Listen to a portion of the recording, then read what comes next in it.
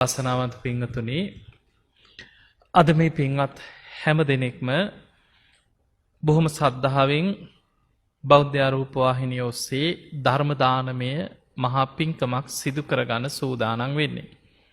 හෝමාගම උඩුවන පදිංචි චාමර තිලින සමරකෝන් මහත්මයා, ධනුෂ්කා ලක්ෂානි හේවාතිලක මහත්මිය, ඒ වගේම හිරුදි කුසල්යා සමරකෝන් දියණිය ඇතුළු මේ පින්වතුන් කල්යාණ මිත්‍රයන් ඥාතීන් එකතු කරගෙන මේ ධර්ම දානමේ පින්කම සිදු කරන්න. ඉතින් මේ පින මේ හැම දිනාටම ධර්මාවබෝධයේ පිණිසම පාරමිතාවක්ම වේවා කියලා අපි ආශිර්වාද කරමු. පින්වතුනි, අපි ඉපදෙමින් මැරෙමින් මේ ආපු දීර්ඝ සංසාර ගමනේ අපිට පේන්නේ. ඒකයි අපිට සසර බයක් උපදින්නේ නැත්තේ. බුදුරජාණන් වහන්සේ පෙන්නවා, මහණෙනි, බුදු කෙනෙක් තරම් මේ ගෙවාගෙන ආපු සසර ගමන කෙනෙක් දකිනවා නම්, කෙනෙකුට තේරෙනවා නම්, හිස ගිනි ගත්ත කෙනෙක් ගින්න නිවන්න මහන්සි වෙනා වගේ, ආයුධයකින් පහරක් කාපු කෙනෙක් තුවාලයක් සනීප කරගන්න වෙහෙසෙනවා වගේ ධර්මාවබෝධයට වීරිය වඩනවා. අපිට ඒ වීරිය උපදින්නේ නැහැ. අපිට බොහෝ වෙලාවට හිතෙන්නේ, බණ අහනකොට හිතෙනවා ඇත්ත නේනම් මේ සසර බයයි නේ කියලා හිතෙනවා. කොහොම හරි මේක කරගන්න ඕනේ කියලා බණ අහනකොට හිතෙනවා. ආයි පස්සේ හිතෙනවා, ඒ වුණාට ඉතින් අපිට වැඩ තියෙනවානේ. අපිට මේ වගේ ප්‍රශ්න තියෙනවා, මේ වැඩ තියෙනවා. මේ ඔක්කොම ඉතින් කවුද කරන්නේ? මේවත් කරලා ඒ අතරතුර ටික ටික ඉතින් ඕක කරගන්න බැරියයි කියලා ආයි හිතෙනවා. ප්‍රමාදය කියන එක අපිට හැම වෙලාවෙම මතුවෙන දෙයක්. මොකද අපි ඉන්නේ අවිද්‍යාව තුල. අවිද්‍යාවක් තුල ඉන්න කෙනාට ඇත්ත පේන්නේ නැහැ. එයා හැම වෙලාවෙම අන්ධකාරකින් වැහිලා ඉන්නේ. එයාට චතුරාරි සත්‍ය ගැන, මේ සසර ගමන ගැන බණ අහනකොට චුට්ටක් තේරුණාට ආයි වැහිලා යනවා. ඒ නිසා ධර්ම අවබෝධයට අපි ලොකු වීරියක් වඩන්න නම් සසර බය දකින්න ඕනේ. උපනිෂ සූත්‍රය කියලා දේශනාවක් තියෙනවා. ඒකේ බුදුහාඳුරෝ පෙන්නවා, සද්ධාව ඇති වෙන්නත් පළවෙනිම දේ තමයි දුක ගැන, සසර බය ගැන ඇතිවෙන අවබෝධය. දුක්ඛූපනිසා සද්ධා කියනවා. එතකොට සද්ධාවට ප්‍රධානම හේතුව උපනිෂය වෙන්නේ දුක. මේ සසර දුකයි කියන එක, සංසාර බය තේරුම් ගන්නට ඕන. ඒ සසර බය දකින්න කෙනා තමයි කොහොමද මේකෙන් ගැලවෙන්නේ, කොහොමද මේ භයානක සසරෙන් මිදෙන්නේ කියලා මිදෙන ක්‍රමයක් හැම වෙලේම හිතනවා. හැම වෙලේම ඒ ගැන හොයනවා. අන්න යාට කිසිම ගුරුවරයෙක්ගේ උපදේශයක් නැතුව මේ සංසාර දුකින් නිදහස් වෙච්ච බුදුරජාණන් වහන්සේව ධර්මයේ තුලින් දැනගන්න ලැබෙනවා. බුදුහාඳුරු ගැන අපි දැනගන්නේ ධර්මයෙන්. එහෙම ධර්මයෙන් දැනගත්තට පස්සේ උන්වහන්සේ මේ ගුණ වලින් යුක්තයි, උන්වහන්සේ මේ වගේ කෙනෙක්, උන්වහන්සේ මෙහෙම ධර්මයක් දේශනා කරේ. දැන් අපිට සද්ධාව ඇති වෙනවා කියන්නේ, අපි සද්ධාව ඇති වෙන්නේ, බුදුහාඳුරෝ සද්ධාව පෙන්නුවේ සද්දෝ හෝති සද්ධාති තථාගතස්ස බෝධි කියනවා. මහණෙනි, සද්ධාව කියන්නේ බුදුරජාණන් වහන්සේගේ අවබෝධය අදාහ ගැනීමයි. එහෙමනම් සද්ධාව කියන්නේ මොකක්ද? බුදුහාඳුරන්ගේ අවබෝධය ගැන තියෙන විශ්වාසය. ඒ අවබෝධ කරගත්ත දේ තමයි අවුරුදු 45ක් පුරාම දේශනා කරේ. එහෙමනම් බණහලා සතර සතිපට්ඨාන, සතර සම්‍යක්ප්‍රධාන වීරිය, සතර ඍද්ධිපාද, පංචේන්ද්‍රිය, පංච බල, සප්තබොජ්ජංග, මේ බුද්ධ ශාසනය තුල බුද්ධ දේශනා ඉගෙන ගන්න බණ අහන්න දහම් දැනුම වැඩි වෙන්න බුදුහාඳුර ගැන සද්ධාව බලවත් වෙනවා. එහෙමනම් සද්ධාව ඇති වෙන්න ඕනේ අපිට බුදුරජාණන් වහන්සේ ගැන, උන්වහන්සේගේ අවබෝධය ගැනයි සද්ධාව උපදින්නට ඕනේ. අන්න අපිට මේ සසර බය දැනගත්ත කෙනා කොහොමද මේකෙන් මිදෙන්නේ කියලා හිතනකොට අන්න බුදුරජාණන් වහන්සේව ධර්මයේ තුලින් දැනගන්න ලැබෙනවා. අන්න එයා තෙරුවන් සරණ යනවා කියන්නේ ලේසි දෙයක් නෙමෙයි. එයා බුදුහාමුදුරුවෝ ධර්මයේ තුලින් අඳුනගත්තට පස්සේ ඒ ධර්මයේ තුලින් කර්මඵල විශ්වාසේ, පින්පව් ගැන විශ්වාසේ, මෙලොව පරලොව ගැන විශ්වාසේ, ඔය ටික ඇති කරගත්තට පස්සේ මේ භයානක සසර දුකින් මිදෙන මඟ පෙන්වන මගේ ශාස්ත්‍රවරයා හැටියට මම බුදුරජාණන් වහන්සේ පමණක් පිළිගන්නවා කියන තැනට එනවා. නත්ති මේ සරණං අඤ්ඤං බුද්ධෝ මේ සරණං වරං. අන්‍යයා තමයි බුද්ධං සරණං ගච්ඡාමි කියලා හදවතින්ම බුදුහාඳුරෝ සරණ කරගන්න කෙනා. එහෙම බුදුන් සරණ යන්න නම් සසර බයක් තියෙන්න ඕනේ. ඊළඟට යා ධර්මයේ තුලින් දැනගන්නවා බුදුහාමුදුරුවන්ගේ ධර්මයමයි අනුගමනය කළ යුතු එකම වැඩපිළිවෙල. මේ සසර දුකින් මිදෙන්න නම් අනුගමනය කරන්න තියෙන එකම මාර්ගය තමයි ධර්ම මාර්ගය. නත්ති මේ සරණං අඤ්ඤං ධම්මෝ මේ සරණං වරං. මම ධර්මයේ ඇරෙන්න වෙන කිසි දෙයක් පස්සේ දුවන්නේ නැහැ. මං ධර්මයේම පිහිට කරගන්නවා. ඒ ධර්මයේම සරණ කරගන්නවා. ඒ ධර්මයේ තුලම මං ටික ටික හරි ගමන් කරනවා. අන්න ඒ තැනට ඇවිල්ලා තමයි යා ධම්මං සරණං ගච්ඡාමි කියලා හදවතින්ම ධර්මයේ සරණ යනවා. ඊළඟට එයා බලනවා මේ ධර්ම මාර්ගය අනුගමනය කරලා සංසාර දුකෙන් මිදිච්ච පිරිස. එක්කෙනෙක් දෙන්නෙක් නෙමෙයි කෝටි ප්‍රකෝටි ගණනක් හිටියා. භික්ෂු භික්ෂුණී උපාසක උපාසිකා අතර විශාල පිරිසක් සසර දුක අවසන් කරා මේ මාර්ගේ වඩලා. ඒ අය තමයි අපි මේ වඩන මාර්ගේ පෙර ගමන් කරුවෝ. ඒ තමයි යදිදං චත්තාරි පුරිස යුගානි අට්ඨ පුරිස පුද්ගලා. පුද්ගලයෝ වශයෙන් 8 දෙනෙක් ඉන්නවා අපිට. අපිට කලින් මාර්ගයේ ගිහිලා ප්‍රතිඵල ලැබපු අය. සෝවාන් මාර්ගයේ යන කෙනා, සෝවාන් ඵලයටපත් වෙච්ච කෙනා, සකදාගාමී මාර්ගයේ වඩන කෙනා, සකදාගාමී ඵලයටපත් වෙච්ච කෙනා, අනාගාමී මාර්ගයේ වඩන කෙනා, අනාගාමී ඵලයටපත් වෙච්ච කෙනා, අරහත් මාර්ගයේ වඩන කෙනා, රහතන් වහන්සේලා. අන්න අපිට කලින් මාර්ගයේ වඩලා ප්‍රතිඵල ලැබපු අය. ඒ අය මම මේ ශ්‍රාවක සංඝයා සරණ යනවා. නත්ති මේ සරණං අඤ්ඤං සංඝෝ මේ සරණං වරං. මං මේ ශ්‍රාවකයන්ගෙන් තොර වෙන පිරිස් කණ්ඩායම් හොයාගෙන දුවන්නේ. මේ සසර දුකෙන් මිදෙන්න ඒ ශ්‍රාවක සංඝයාම අනුගමනය කරපු මාර්ගය තුල මං ගමන් කරනවා කියන තැනට ඇවිල්ලා සංඝං සරණං ගච්ඡාමි කියනවා. අන්න යාට තමයි හරියට තිසරණේ පිහිටන්නේ. දැන් අපිට නිකන් තිසරණේ තියෙනවා වගේ පෙවුනට අපිට හරියට තිසරණේ පිහිටියනම් ධර්මයේ සඳහන් වෙනවා යේකේචි බුද්ධං සරණං ගතාසි. යමෙක් බුදුන් සරණ ගියොත් අවබෝධයෙන් නතේ ගමිස්සන්ති අපායං. ඒ අපායකට වැටෙන්නේ නැහැ කියන.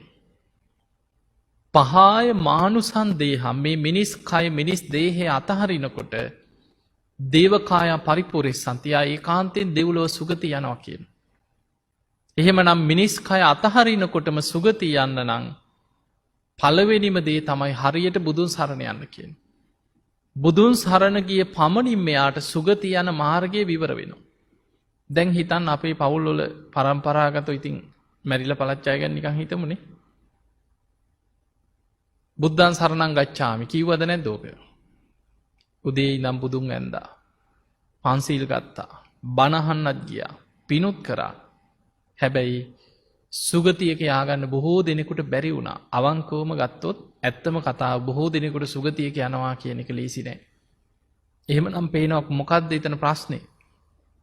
අපිට උනේ අපි උපතින් බෞද්ධ. පොඩි කාලේ දන්නේ නෑනේ. පුතේ කියන්න කියලා ඔන්න බුද්ධං සරණං කියලා කියවනවා. පන්සීල් ගන්න කියලා ඔක කියවනවා. ඉස්කෝලේ ගියාත් උදේ පන්සීල් අරන් තිරුවන් සරණ ගිහිල්ලා තමයි දවසේ වැඩ පටන් ගන්න. රැස්වීමක් තිබ්බත් පළවෙනිම එක මොකද්ද? න්‍යාය පත්‍රය. පන්සීල් සමාදන් කිරීම. එතකොට අපි ওই විදිහට පන්සීල් ගත්තා. අපිට අවබෝධයෙන් තිසරණයට එනවා කියන එක අර ලෞකික සම්මාදිට්ඨිය තුල පිහිටලා තිසරණයට එනවා කියන එක අපිට ඒක ලැබුණේ නැහැ. ඒ නිසායි බොහෝ දෙනෙක් මේ බුදුන් අඳිනවා මේ අනිත් පැත්තට බුදුහාමුදුරන්ට බැන බැන යනවා. නැද්ද එහෙම චරිත? මේ දන් දෙනවා මේ දීපු දානෙටත් එක්ක බැන බැන යනවා. සමහරුන්ට උනක් හෙම්බිරිසාවක් ආවත් වැරදිකාරයා කවුද? බුදුහාමුදුරුවෝ. ඕන් අපි දන් දීලා අපිට වෙච්ච හිනේ. ඕන් පින්කම් කරන අපිටමයි මේ කරදර කියන අය නැද්ද?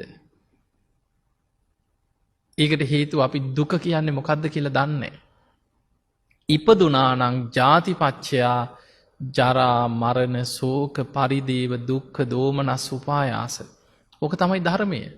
ඒක තමයි දුක්ඛ ආර්ය සත්‍ය.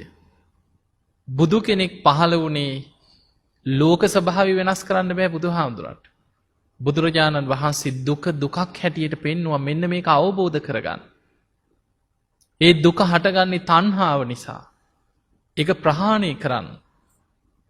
දුක නැති කරන්න පුළුවන්. ඒ නිවන සාක්ෂාත් කරගන්න. ඒ පිණිස මාර්ගයක් තියෙනවා. ඒ මාර්ගයේ සීල සමාධි ප්‍රඥා වශයෙන් වඩලා මේකෙන් ගැලවෙන්න. ඕකයි ධර්මය.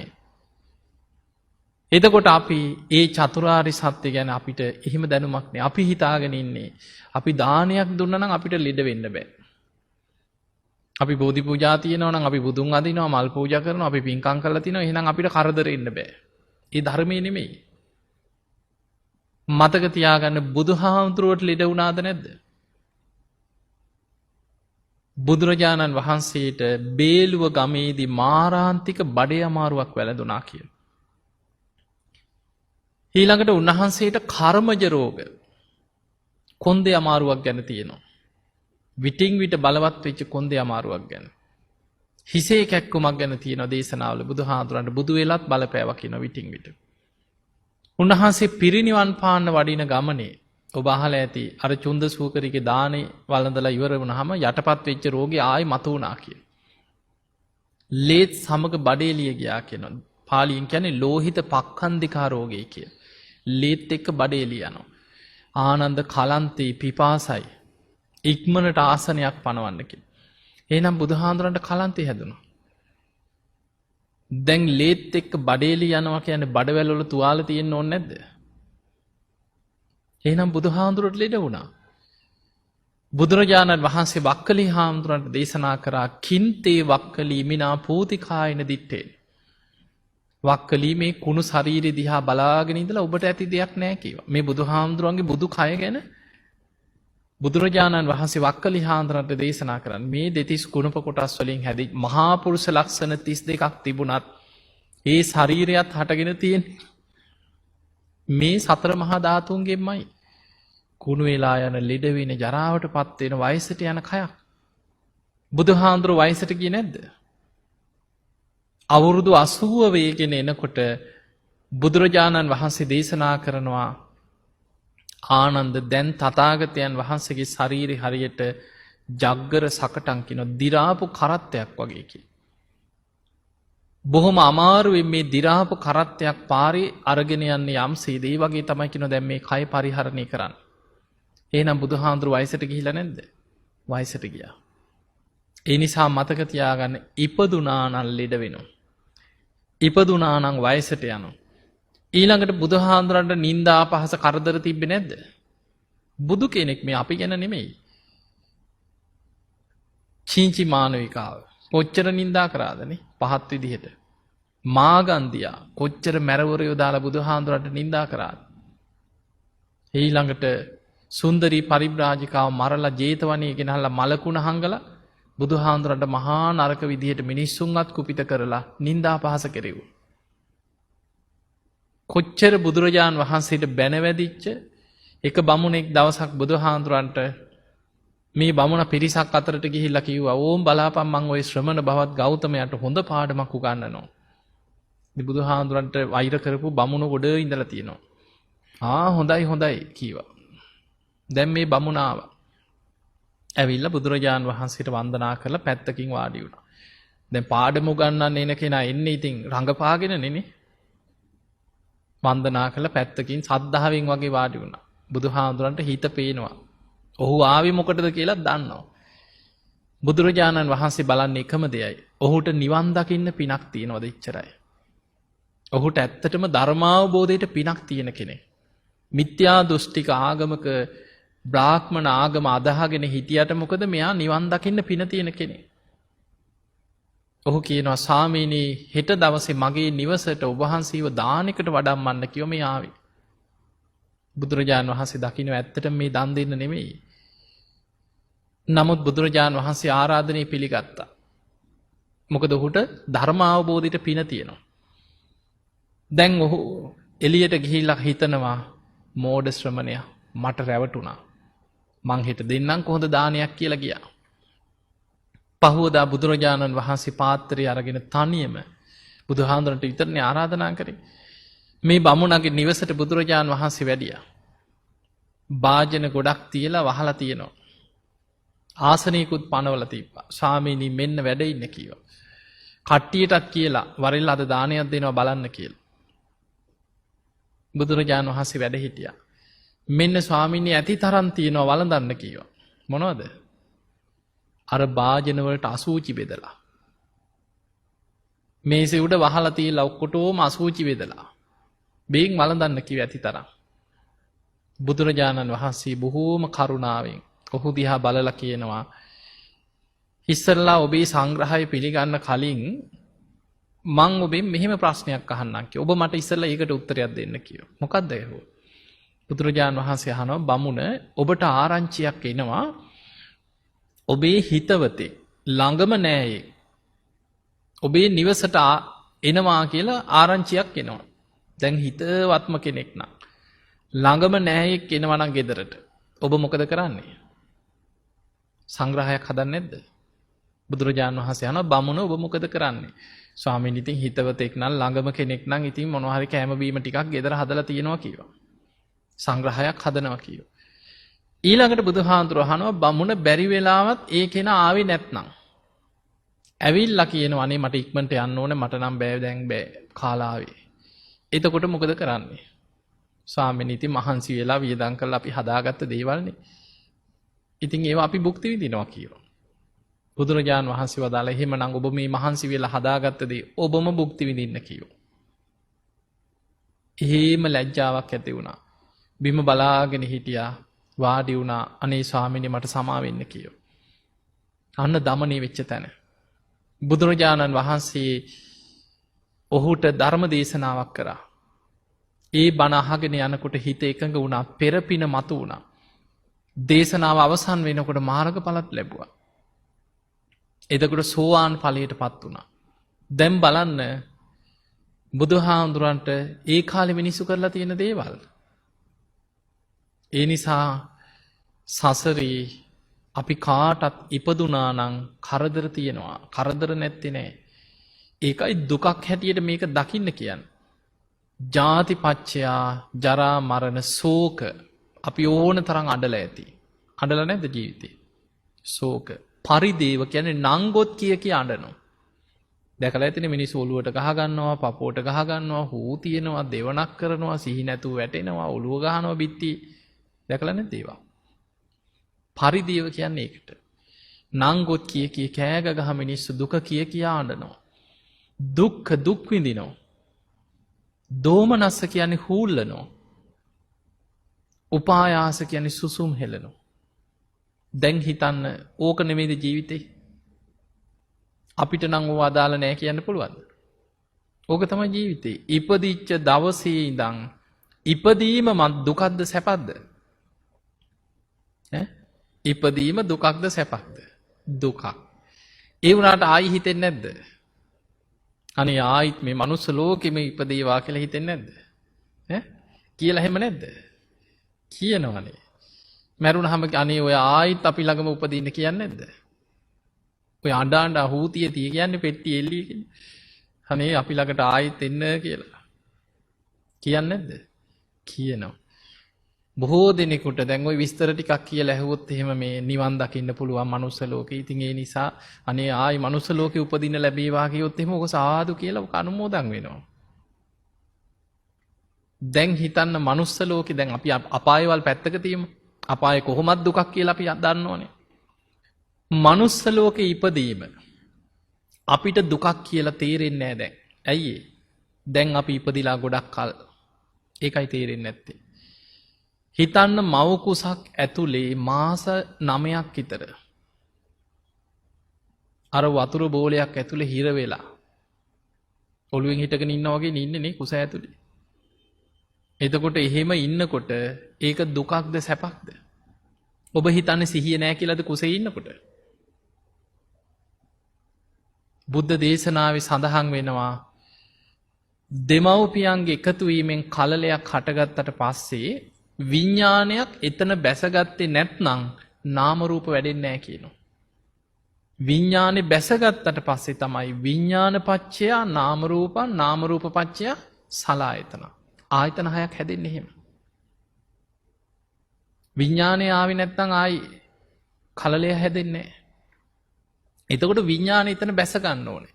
අපිට තේරුම් නැති වුණාට බෝසත් උපත ගැන සඳහන් වෙනවා දෙව්ලොවින් චුත වෙන්නේ මනා සිහිනුවණින් යුක්තව කියන. මව් කුසේ පිළිසිඳ ගන්නේ මනා සිහිනුවණින් කියන. බෝසතාණන් වහන්සේ මාස 10ක් මව් කුසේ වැඩෙනවා. ඒ මාස 10ෙම සිහිනුවණින් කියන කුස ඇතුලේ වැඩ ඉන්නේ. උපදින්නේ සිහිනුවණින් කියන. එතකොට ඒ පාරමී පුරපු බෝසතාණන් වහන්සේලාගේ සිහිය ඒ හැම වෙලාවෙම පිහිටලා තියෙනවා. අනිත් අයට සිහිය තියෙනවා හැබැයි ඒක මුලා සිහියක්. ඒක සිහිය එනවා නැති වෙනවා.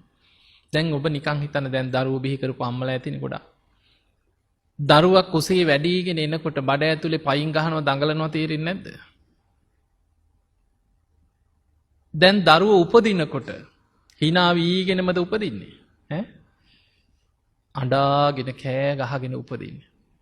අපිට සතුටක් වුණාට අනේ දරුවෙක් ලැබුණා කියලා සතුටු වුණාට ඒ දරුවට ඒ උපත දුකක්. උපදිනකොට නිකන් ලූණු සිවියක් වගේ හැම.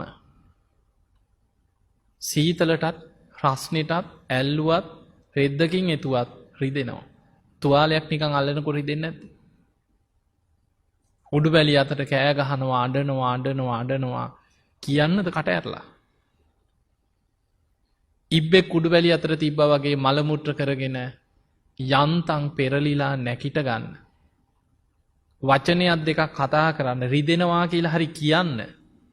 එක්ක බඩ රිදෙනවා ඔළුව රිදෙනවා මගේ මෙහෙ රිදෙනවා අම්මේ කියලා කට ඇරලා හරි කියන්න. අවුරුදු කීයක් යනවද කියලා හිතන්න. එතකන් කතා කරගන්න බෑ කියා ගන්න බෑ අඬනවා උඩු බැලිය අතට මල මුත්‍ර ගොඩේ ඉඳගෙන දුකක්ද සැපක්ද? දුකක්. ඒක අපිට තේරෙන්නේ නැහැ. ඒ විඳපු දුක අපිට තේරෙන්නේ නැති නිසා අනේ ආයි උපදින්න තියෙනවා නම් කියලා හිතෙනවා. ඒ නිසා උපදින්න ගිහිල්ලාම දරුවෝ මැරෙන්නේ නැද්ද? ඒ උපදින්න ගිහිල්ලාම දරුවෝ මැරෙනවා.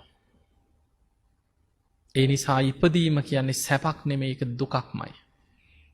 ඉපදිච්ච තැන ඉඳන් අපි විඳින්නේ මහා දුක් ගොඩක්. බුදුහාඳුරු පෙන්නනවා මහණෙනි සතර අපායේ මහ ගෙදර කරගෙන මේ ඉන්නේ. දැන් සුගතිය මනුස්ස ලෝකේ කියන්නේ සුගතියන්නේ. සුගතියත් ඔහොමනම් අපායේ කොහොමද කියලා නිකන් හිතා ගන්නකොනේ. නිරේකට වැටිච්ච කෙනෙකුට කාගේවත් පිහිටක් නැහැ. ඒකෙන් චුත වෙන්නෙත් නැහැ. ඒකනේ භයානකම දේ. දැන් මිනිස්සෙක් නම් අපි නම් කන්න නැතුව හිටියොත් දවස් 6-7ක් කන්න නැතුව හිටියොත් මැරෙනවා. කවුරු හරි පිහියකින් ඇන්නොත් ලේ ගිහිල්ලා හරි මැරෙනවා. මිනිසෙකුට සමහරු සියදිවි හානි කරගන්න එක්ක අනුතුරු වෙලා මැරෙනවා. නිරේ එහෙම නෙමෙයි. මුළු ඇඟම ගින්නෙන් පිච්චුණත් ආයි පහළ වෙනවා එතනම. යමපල්ලෝ අල්ලගෙන වෑයකින් රහිනවා කියනවා. ওই දේවදූත සූත්‍රයේ තියෙනවා. සම්මස් නහර ඇට සැකිල්ලටම රැහැලා වීසි කරනවා කියන. ආයි ඒ විදිහටම පහළ වෙනවා කියන. අකුසලයේ ගෙවෙනකන් චුත වෙන්නේ. එතනම පහළ වෙනවා සැරින් සැරේ. අතපය කපලා වීසි කරත් ආයි ආවෙලා පහළ වෙනවා කියන.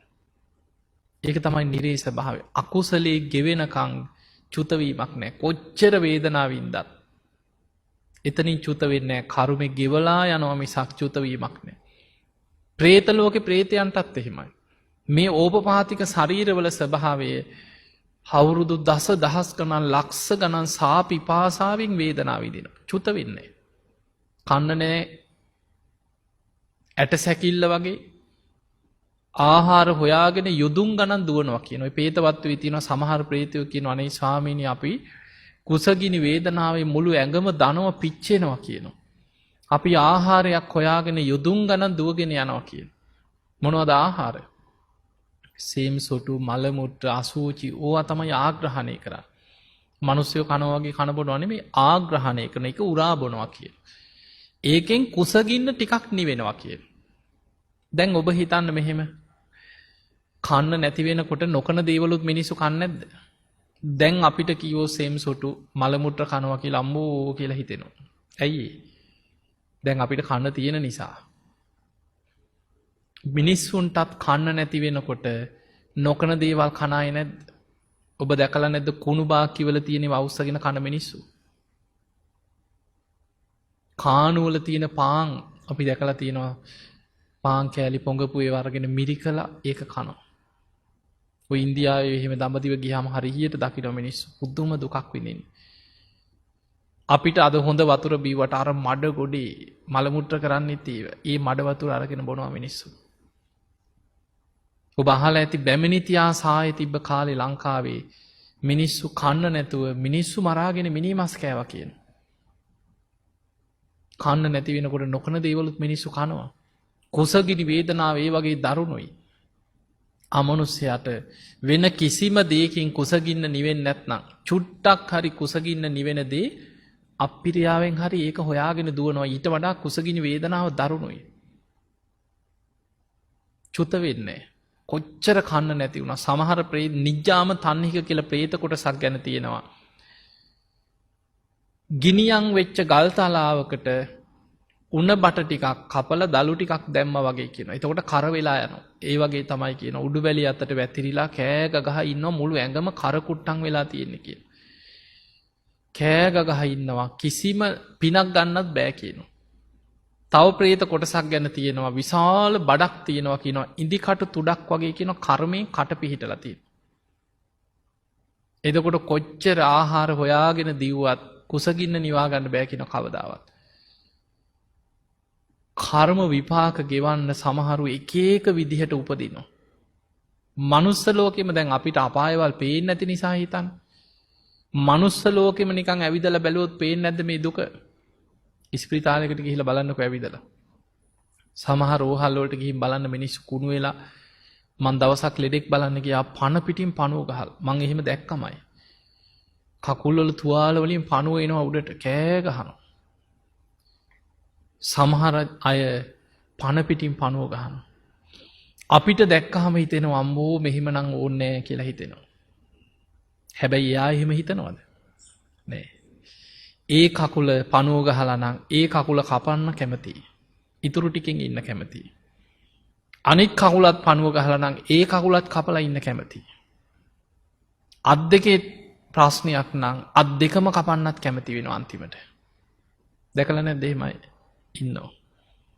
මේ කයට තියෙන ඇල්ම කියන්නේ කඳ කපලා බෙල්ලින් විතරක් ඉන්න පුළුවන් නම් ඒක කැමති වෙනවා. ඉන්න බෑ. අතහරින්න කැමති නෑ. ඒක තමයි මේ ජීවිතයේ ස්වභාවය. සමහරුන්ට මැරෙනවා කියපහමත් කේන්ති යනවා. ඒක අහන්නවත් කැමති නෑ. දවසක් එක අම්මා කෙනෙක් ගෙනාව අවුරුදු 96ක්. ඒ දරුවා ඇවිල්ලා මට කිව්වනේ හාමුදුරනේ අම්මා මේ කිසිම බණක් අහන්නේ නැහැ කිව්වා. පිනක් කරන්න ගානක්වත් නැහැ කිව්වා. ඔබ වහන්සේ චුට්ටක් කියන්න කිව්වා අම්මට දැන්වත් බණක් අහන්න කියලා. ඉතින් කාලයක් බණ අහලා නැති වුණාම ආයි මැරෙන්න වැටුනහම බණ අහන්නෙත් නැහැ නේ ඉතින්. ඊට පස්සේ කිව්වා හාමුදුරනේ අම්මා මේ කිසිම ගානක් නැහැ කිව්වා. ඊට පස්සේ මං කිව්වා එක්කන් එන්න කියලා. ඉතින් එළිය තියලා තමයි මට විස්තරේ කිව්වේ. පුටුවක තියලා උස්සගෙන ආවා. ඇට සැකිල්ලක් වගේ. සමහරු ඉන්නවා අපි ළඟට එනවා සමහර අවුරුදු 100 101 ගිය අම්මා කෙනෙකුත් එනවා මේ. ඒ අම්මා බොහොම කොහොම හරි තනියෙන් අල්ලන්න දෙන්නෙත් නැහැ. හැරමිටියෙන් එනවා. ඉතින් එහෙම අය ඉන්නවා. හැබැයි මේ අම්මා හොඳටම වැහැරිලා ඇට සැකිල්ලක් වගේ. ඉතින් මන් ළඟ ගෙනහලා පුටුවෙන් තිබ්බා. හොඳට කන් ඇහෙනවා ඇස් පේනවා. මං ඉතින් මේ hina වෙලා මං කිව්වා දැන් ඉතින් අම්මා යන්න ලෑස්ති වෙන කාලයයි කිව්වා. මෙන්න කේන්ති ගියා. පුදුම තරහකින් මෝනත් මේව කරලා එක පාට ගැස්සුවා. ඔළුව ගස්සලා රවාගෙන ඉඳලා කිව්වා හාමුදුරන්ට වටිනවද ඇහුවා මට එහෙම කියන්න. හාමුදුරුවෝ මට ආශිර්වාද කරන්න කිව්වා. බක්කුල හාමුදුරන්ට වගේ තව බොහෝ කාලයක් ඉන්න ලැබේවා කියලා. මං ඉතින් එහෙම ආශිර්වාද කරා. එතකොට බලන්න දැන් අවුරුදු 98යි බක්කුල හාමුදුරුවගේ අවුරුදු 160ක් ඉන්න තමයි අදහස. මැරෙනවා කියලා හිතන්නේ. පිනක් කරගන්න ගානක්වත් නැහැ. සමහරු ධර්මයේ ගැන හිතන්නේවත් නැහැ. සමහර චරිත දැක්කහම මේ සසර බය ඒවා සමහර ඒවා එනවා කර්ම. සමහර අයට දැන් ගෙවල් වල දරුවෝ හරි සිල්වත්. ළමයි බණ අහනවා. පින් කරනවා. අම්මල තාත්තලා ඉන්නවා ගාණක්වත් නැති අය. පිනක් කරගන්න ගාණක් නැහැ. ධර්මයේ දියුණු කරන්න ගාණක් නැහැ. පින්කම් දරුවෝ කරන පින්කම් වලට බණිනවා. උඹලා ඔය හම්බ කරපු දේවල් තියාගනින්න නිකන් බොරුවට විනාශ කරන්න නැතුව කිය අර ළමයි පින්කම් කරන ඒවට බණිනවා. ඒ නිසා ඒ සමහර අයගේ කර්ම එක අම්ම කෙනෙක් ගෙනාවා මගේ ළඟට ඔය වගේ ඒ දරුවෝ කියනවා ඒ අම්මා ට්‍රිප් යන්න හරි ආසයි. අනුරාධපුර යනවා කිව්වොත් ඔක්කොටම කලින් ලෑස්ති වෙලා එනවා. හැබැයි කර්ම කියන්නේ රුවන්වැලි සෑය ළඟට ගිහිලා වාහනේ බහින්නේ නැහැ. උඹලා වැඳලා වරිල්ල මං ඉන්න වාහනෙට වෙලා කියනවා. මහා සෑය මේ බුදුහාමුදුර ළඟට වැඩියා වගේ ඉන්නේ. ලෝකේ වැඩිපුරම ධාතුන් වහන්සේලා වැඩ ඉන්න රුවන්වැලි මහා සෑය ළඟට ගිහිල්ලා වාහනෙන් බහින්නේ නැහැ. මට බෑ උඹලා ඵලයල්ලා කියනවා. බලන්න කර්ම විපාකේ හැටි. ඒ දරුවෝ කියනවා අනේ අම්මේ අපි උස්සගේ නෑ මං ඉන්න වාහනට වෙලා කියනවා.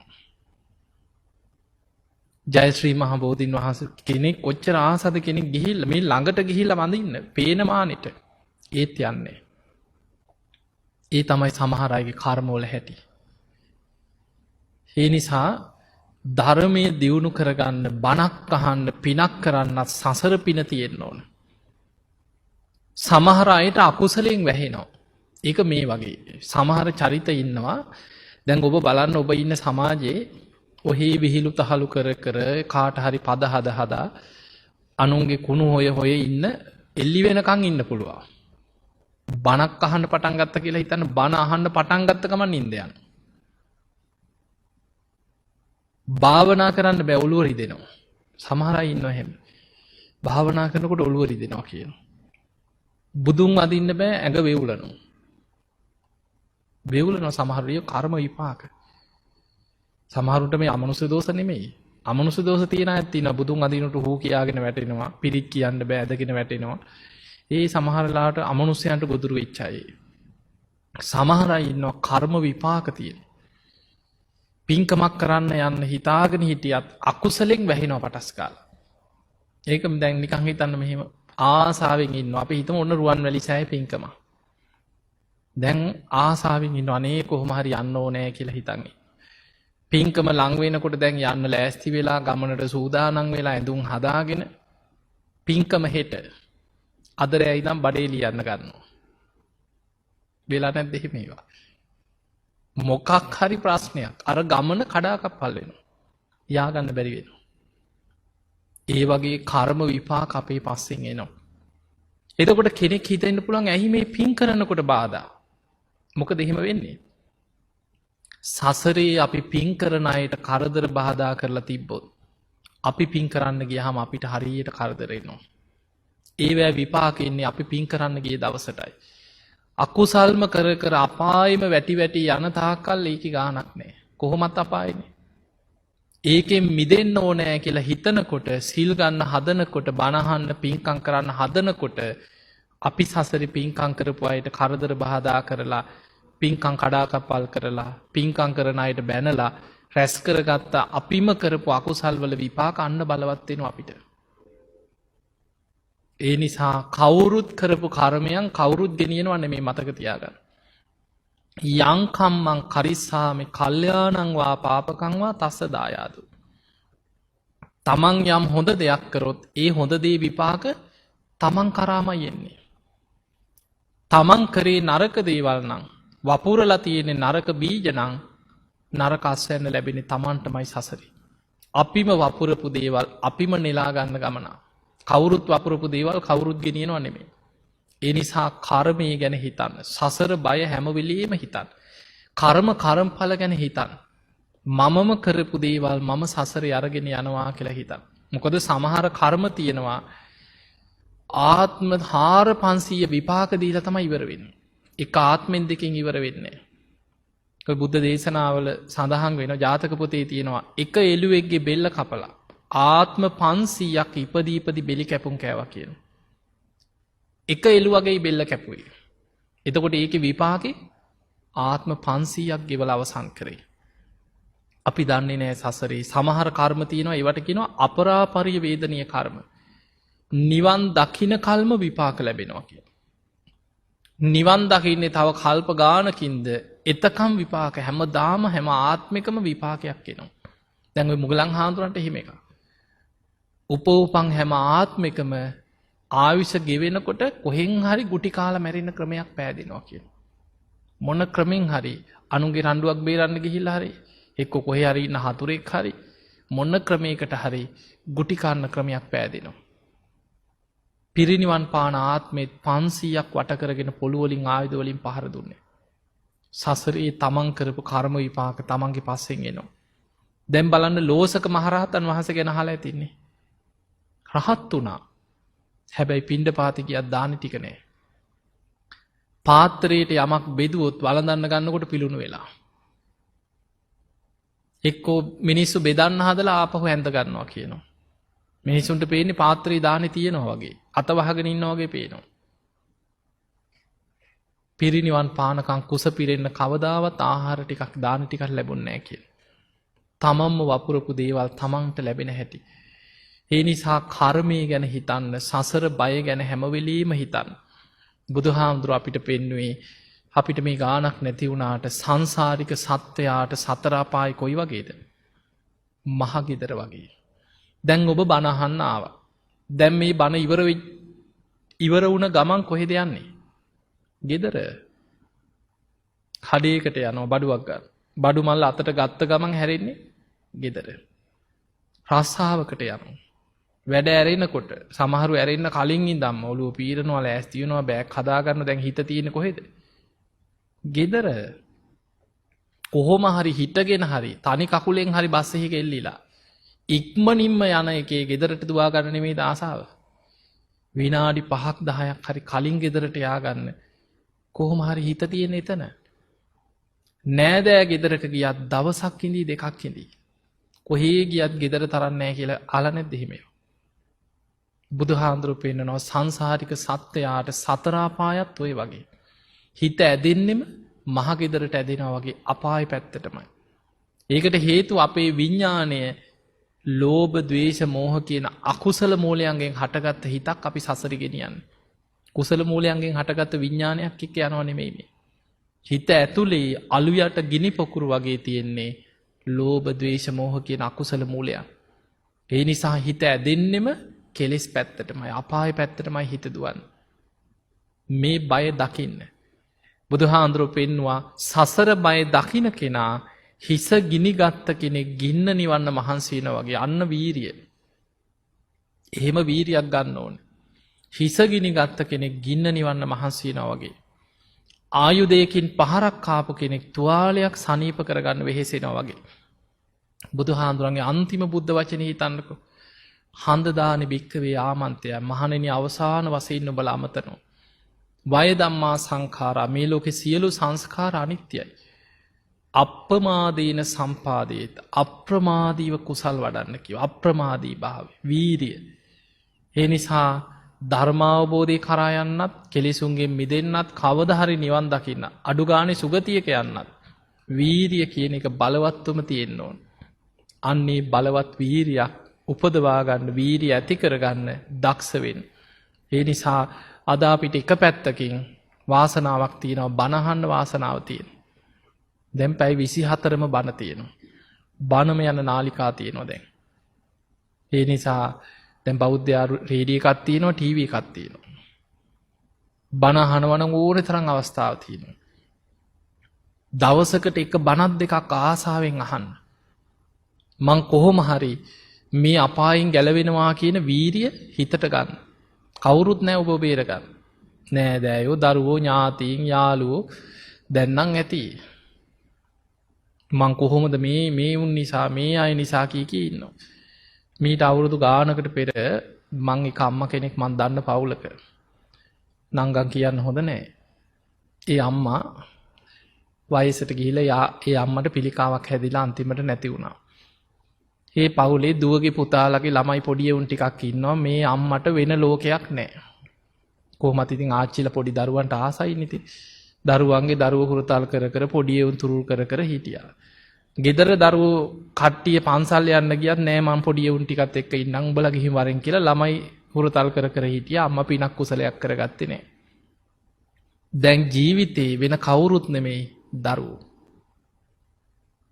ඒ අම්මා මරණාසන්න වෙච්ච වෙලාවේ ඊට පස්සේ මේ මමත් ගියා පිරිත් ටිකක් හරි කියන්න කියලා පුදුම ජීවිතයක්. ඒ අම්මට පිරිත් අහන්නවත් බණක් අහන්නවත් පිරිකර පූජා කරන්නවත් ඔළුවේ නැහැ. ඒ අම්මා අඬා කියනවා අනේ මට ලොකු දුවගේ පුතාව පෙන්නපාන් කියනවා. අනේ මට දුවගේ පොඩි එකීව ගෙනල්ලා පෙන්නපාන් කියනවා. ලොකු පුතත් ඉන්නවා ලොකු පුතාගේ පොඩි උන් ටිකක් ඉන්නවා. පාරෙන් එහා පැත්තට වෙලා ඉන්නවා. පොඩි එකෙක් ඉන්නවා පොඩි එකීගේ දරුවෝ ටිකක් ගෙනල්ලා ඉන්නවා පාරෙන් එහා පැත්තට වෙලා ඉන්නවා. මේ අම්මා කියනවා අනේ මට මැරෙන්න කලින් පොඩි එකා බලන්න ඕනේ අනේ මට පොඩි දුවගේ පොඩි එකී බලන්න ඕනේ. අම්මා ළඟට ගේන්නේ නැහැ. ඇයි ඒ? මැරෙනකොට ළමයින්ට ආසාව ඇති වෙලා මැරිලා ළමයි පස්සේ කියලා බයයි. ඉන්නකම් අම්මට දුන්නා ළමයි ටික බලා ගන්න. දැන් අම්මා මැරෙනකන් දරුවෝ ටික තියාගෙන පාරෙන් එහා පැත්තට වෙලා ඉන්නවා. පණ යනකම්. ජීවිතවල හැටි ඔය. කවුරුත් නැහැ ඔබට. ඔබ අසරණ වෙනකොට ඔබ විතරයි. අපි දන්නවා අපි ළඟට ඇවිල්ලා සමහර දරුවෝ අපිට කියන දේවල්. අනේ හාමුදුරනේ හරි කරදරයි. මොකක් හරි කරලා දෙන්න බැයි. මං කියනවා නීති මම බන කියනවා විතරයි මම වෙන මොනවත්. අනේ හාමුදුරනේ කවුරුත් දන්න කෙනෙක්වත් නැද්ද අහනවා. ඊට කියලා බලපුවාම මේ ඉතින් මැරිච්ච අම්මලා තාත්තලාගෙන් මොනවා හරි ඉතින් කරදර ඇති. අල්ලන්න පැක් කරන්න බෝතල් කරන්න හොයන්න ඔය.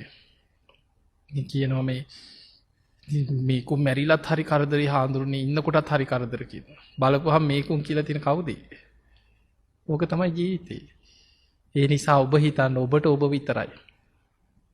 ඔබ අසරණ වෙනකොට කාත් කවුරුත් නැහැ. අපායකට වැටුණාට පස්සේ කාටවත් ඔබ බේරන්නත් බෑ. අත්ත දීපා අත්ත සරණ අනඤ්‍ය සරණ. තමා තමාව දූපතක් කරගන්න. ධර්මයේ පිහිට කරගන්න කවුරුත් ඔබට පිහිට පිණිස නැහැ. ඒ නිසා අප්‍රමාදී වෙන්න. ධර්මයේම දියුණු කරගන්න. ඉතින් ඔබ හැම දිනාටම මේ මනුස්ස ජීවිතයක් ලැබිච්ච වෙලාවේ බුද්ධ ශාසනයක් ලැබිච්ච වෙලාවේ කොහොම හරි මේකෙන් ගැලවෙන්න. පිනත් කුසලයක් කරගෙන සුගතියකට හරි ගිහිල්ලා ගැලවෙන්න ධර්මාවබෝධය කරා යන්නම වාසනාව ලැබේවා කියලා අපි ආශිර්වාද කරනවා.